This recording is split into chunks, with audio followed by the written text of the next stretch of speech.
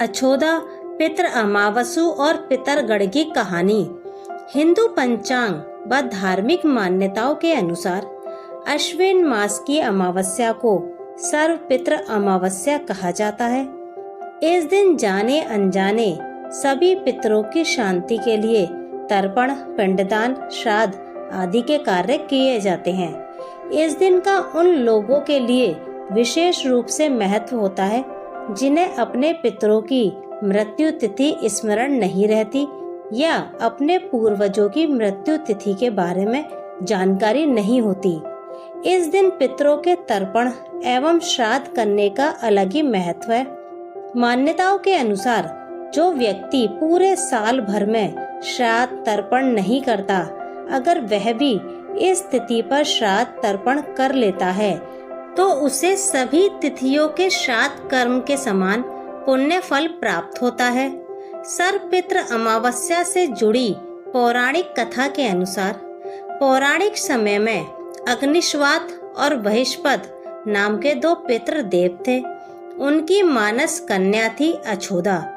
अछोदा ने पितरों को प्रसन्न करने के लिए 1000 वर्ष तक बिना किसी विघ्न के तपस्या की। उसके तप से प्रसन्न होकर समस्त पितरगण अछोदा के समक्ष प्रकट हुए। उन पितरों में एक तेजस्वी पितर अमावसु भी थे जिन्हें अछोदा बिना पलक झपकाए देखती रही। वो उनमें इस तरह मगन हो गई कि उसने अपने पितरों की बातों को अनसुना कर दिया।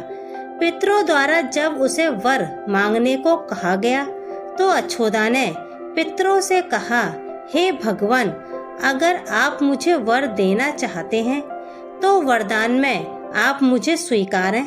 मैं आपका संग चाहती हूँ।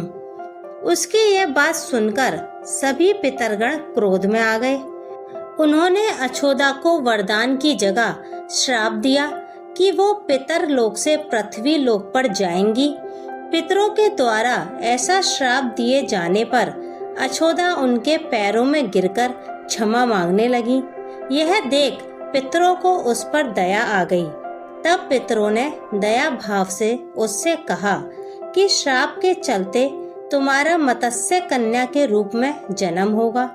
भगवान ब्रह्मा के वंशज महर्षि पराशर उस मत्स्य कन्या को पति रूप में मिलेंगे और उसके गर्भ से भगवान वेद व्यास जन्म लेंगे। फिर तुम श्राप मुक्त होकर फिर से पितर लोक में वापस आ जाओगी। इसके बाद सभी पितरों ने अमावसु की प्रशंसा की और कहा, आपने सौंदर्य और स्त्री के आगे अपने मन को भटकने नहीं दिया और अपने संयम और नियम पर अडिग रहे। इसलिए आज का दिन आपके नाम से यानी अमावसु नाम से जाना जाएगा।